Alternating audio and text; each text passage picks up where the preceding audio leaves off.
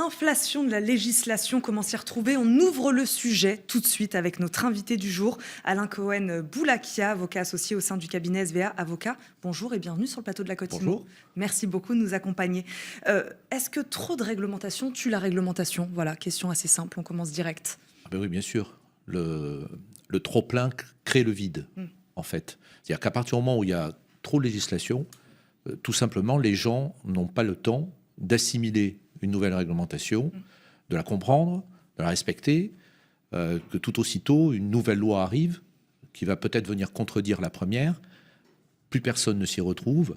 Alors je sais bien, ça peut faire les choux gras des juristes, mais nous-mêmes, les juristes, on est un petit peu perdus, parce que non seulement il y a une inflation de textes, trop de textes, des textes contradictoires, une juxtaposition de textes, et finalement, tout ça crée le contraire de l'objectif de la loi, c'est-à-dire une insécurité juridique. Et depuis quand vous constatez cette inflation de la réglementation? Est-ce que vous avez réussi à trouver un moment où ça aurait commencé?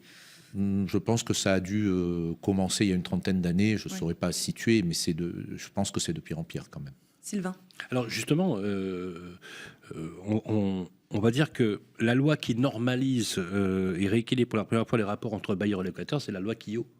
Oui, il y avait la loi de 48 quand même. Alors la loi de 48 qui a été... Alors certains disent qu'elle a été formidable pour donner la possibilité d'accès au logement, mais ça a surtout été une loi pour certains autres qui a appauvri les bâtiments, parce qu'effectivement, ça figeait les loyers dans le temps, et donc du coup, c'était plus rentable de rénover les bâtiments. On veut recommencer d'ailleurs. Alors, j'aimerais qu'on parte justement d'il y a 40 ans, quasiment jour pour jour. En 1982, Roger Quillot, loi éponyme, la loi Quillot, qui était d'ailleurs, pour le rappeler, grammairien et un proche d'Albert Camus. C'était l'idée de la loi Quillot, c'était de rapprocher, en fait, de créer une symétrie, on va dire consensuel, entre les rapports bailleurs-locataires, pour ne pas finalement faire en sorte qu'on a des bailleurs qui finalement profitaient d'une certaine position, notamment financière, pour pouvoir louer parfois même des appartements qu'on pourrait aujourd'hui qualifier, c'est paradoxal mais vrai, de véritables taudis. La droite de l'époque avait d'ailleurs férocement combattu cette loi. Cette loi s'est vue remplacée par la fameuse loi Méhaignerie, qui a été aussi un grand ministre du logement, hein, pour le rappeler. Quillot et Méhaignerie ont été vraiment de grands ministres. Il y a aussi Pierre-André Périssol aussi, qui a été un grand ministre, et Jean-Louis Borloo. Pourquoi aujourd'hui, 40 ans après, je sais que vous êtes spécialisé dans les contentieux aussi en matière de droit immobilier, vous avez cette réputation sur le marché, pourquoi on est encore aujourd'hui dans la gestion des rapports un peu conflictuels entre bailleurs et locataires, les syndicats de copropriété, la copropriété? Alors, ce qui a été créé par... vous avez tout à fait raison d'avoir rappelé cet historique, parce que c'est très important, cet historique. Alors, il y a eu la loi de 82, il y a eu la loi de 86, et puis après, il y a eu la loi de 89. Et aujourd'hui, on est toujours soumis par la loi de 89, qui a été revue et visitée notamment par la loi Allure.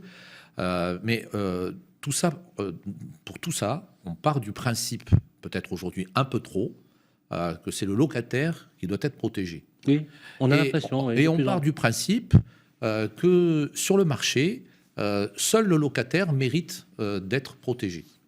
Or, la pratique fait que, quelquefois, on s'aperçoit que dans certains contentieux, le bailleur n'est pas protégé, et c'est le locataire qui devient surprotégé. Parce que, bien sûr, l'abus fait le poison partout. Et aujourd'hui, on a et c'est pas politique ce que je dis. On a une position aujourd'hui des locataires qui est peut-être trop confortable.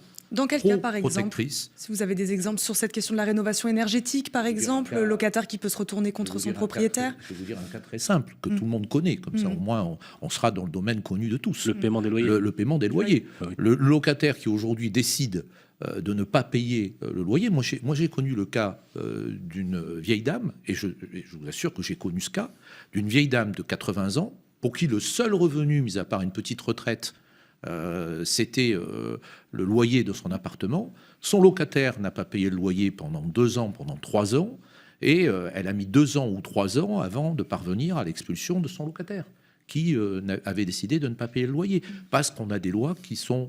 C'est pas la loi qui est d'ailleurs trop protectrice, c'est la pratique de cette loi qui devient trop en faveur du locataire. Et aujourd'hui, on a peut-être besoin de réfléchir, de rééquilibrer. Je vais vous prendre un autre exemple. C'est les relations entre vendeurs et acquéreurs d'un immeuble. En vertu de quoi on a décidé que celui qui méritait le plus d'être protégé en matière de vente d'immeubles, c'était l'acquéreur. Encore, dans les rapports entre propriétaires et locataires, on peut comprendre qu'il y ait un souci, disons, de protection du faible par rapport au fort, et on peut imaginer que le faible, ce soit le locataire, et le fort, ce soit le bailleur. Mais entre acquéreur et vendeur, vous pensez réellement que dans tous les cas de figure, c'est l'acquéreur qui mérite d'être protégé? Pourtant, la législation ne penche que du côté de l'acquéreur. Alors justement, on voit bien que la loi vient suppléer à ce que la morale, je reprends les termes d'Albert Camus, où Roger Quillot était proche, vient suppléer finalement au manque de morale dans la cohésion de nos sociétés. On le voit bien d'ailleurs. Là où la morale échoue, on légifère. Parce que on est sur un droit synalagmatique, on est sur un droit consensuel, un droit entre les parties. Ça devrait normalement bien se passer. Et pourtant, les gouvernements, depuis 40 ans, ne cessent finalement de combler cette brèche. Et vous avez raison. Côté locataire, côté consommateur. Question, est-ce que cette inflation normative, ces lois qui ne visent finalement qu'à essayer de planifier la politique du logement, parce que quand on a une loi ou des projets de loi qui réglementent les loyers, par exemple, ou qui essaient d'encadrer les loyers, c'est une façon de dire, par exemple, à l'instar de ce que vous faites, vous, les avocats, si demain matin, on vous disait que vos honoraires sont plafonnés, par exemple, ou sont réglementés, c'est quoi la tentation, si on prend un peu de hauteur? Est-ce que c'est une tentation jacobine de vouloir planifier et de ne plus laisser cette liberté d'entreprise ou d'entreprendre, qui est le sel finalement de notre République? Est-ce qu'il n'y a pas un glissement, vous qui êtes avocat, du droit vers une judiciarisation ou une hyper-réglementation qui finalement vise à tout encadrer, y compris les actes de la liberté, de notre liberté privée, quotidienne?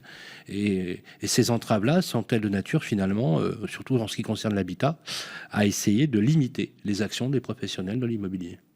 Je ne pense pas que le but du jeu soit de limiter,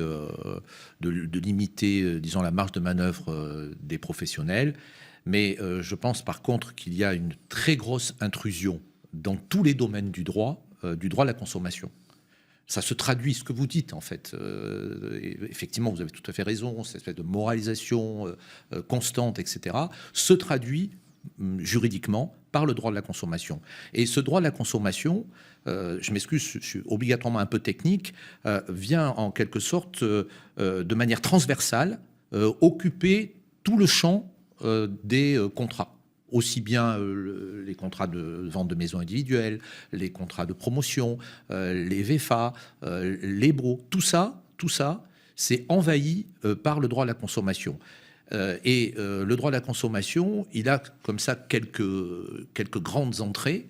Et parmi ces grandes entrées, il y a l'information préalable, toujours plus d'informations, et toujours plus d'informations avant de contracter, donc toujours plus de contrôle de l'information, et surtout une immixtion du législateur dans le contrat et la remise en cause des contrats, par le biais notamment de la sanction des clauses abusives.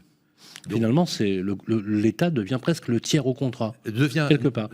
On n'est plus sur un contrat bilatéral, mais sur un cas avec un tiers au contrat qui finalement dispose de ce pouvoir législatif à modifier, quand il le souhaite, les règles contractuelles. Disons qu'il laisse la possibilité au juge de le faire. Dans la plupart des cas, il laisse la possibilité au juge de le faire, mais ce juge, en quelque sorte, au travers du contrôle des clauses abusives, a la possibilité de revenir sur les accords qui ont pu être conclus. Et donc, finalement, au travers de ça, on en arrive à une totale désaffection de la volonté contractuelle. Et si vous prenez quelqu'un dans la rue, il a toujours l'impression que lorsqu'il signe quelque chose, il va avoir la possibilité de se rétracter. C'est très intéressant.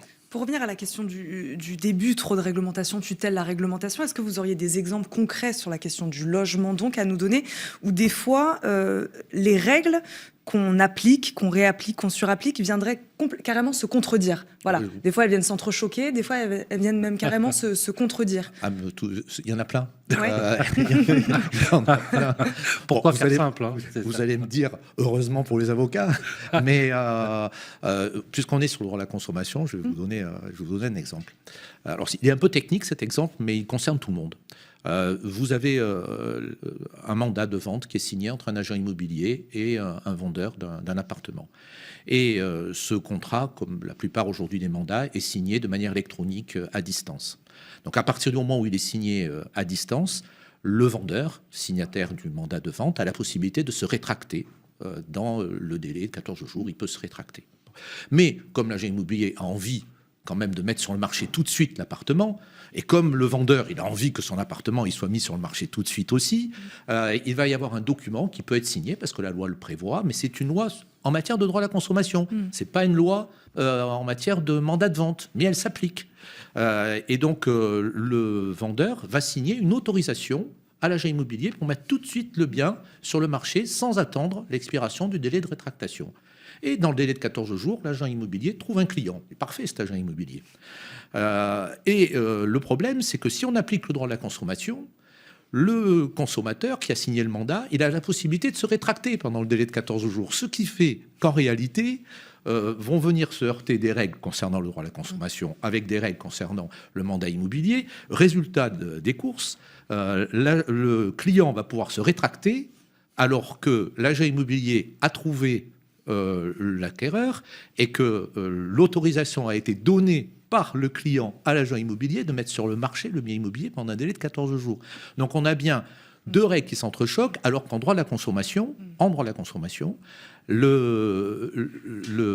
l'entreprise qui a été évincée a le droit d'avoir une partie de la rémunération en cas de rétractation pendant le délai de 14 jours, alors que si l'on applique la loi Hoguet, l'article 6 de la loi Hoguet pour être précis, l'agent immobilier n'a droit à rien parce que l'opération n'a pas été réalisée. Donc voilà en quelque sorte deux réglementations, je m'excuse d'avoir été un peu long, mais deux réglementations qui viennent s'entrechoquer et qui font qu'il y a une totale insécurité juridique. Alors, il est bientôt l'heure de nous quitter, il reste un peu moins d'une minute. Je voudrais juste simplement, si vous deviez comme ça donner une phrase pour conclure cette interview sur le sujet extrêmement intéressante, qu'est-ce que vous demanderiez, qu'est-ce que demanderaient vos clients? Je sais que vous êtes un gros cabinet spécialisé en immobilier en France. Qu'est-ce que vous demanderiez? Est-ce que vous demanderiez un apaisement législatif, un moratoire sur la norme, des suppressions de normes? Qu'est-ce que vous feriez? Alors, vous savez, je vais vous dire quelque chose de très simple, parce que moi, je suis quelqu'un à la base. Je demanderais aux législateurs, que ce soit en matière réglementaire ou en matière législative, avant de pondre une nouvelle loi, avant de pondre un nouveau texte, de voir si vraiment c'est nécessaire. Merci, une très On va très terminer bonne là-dessus. conclusion. Merci beaucoup Alain Cohen-Boulakia d'avoir répondu à nos questions aujourd'hui. Je rappelle, vous êtes avocat associé au sein du cabinet SVA Avocat. Merci beaucoup de nous Merci avoir beaucoup. À accompagnés. bientôt. Merci pour tous ces exemples très concrets. Merci Sylvain. Merci Eva, merci Alain Cohen-Boulakia. Je rappelle que vous êtes effectivement avocat à suivre avec beaucoup de vigilance. C'est la fin de cette émission et j'espère que ça vous a plu. Bien évidemment, on parle politique, on parle de réglementation. C'est tous les jeudis d'ailleurs. Ce programme est bien sûr diffusé sur Bismart et sur Radio Imo. Demain, on va parler patrimoine, architecture. On va parler beauté parce que la beauté est souvent dans l'œil de celui qui la regarde. Belle journée à tous.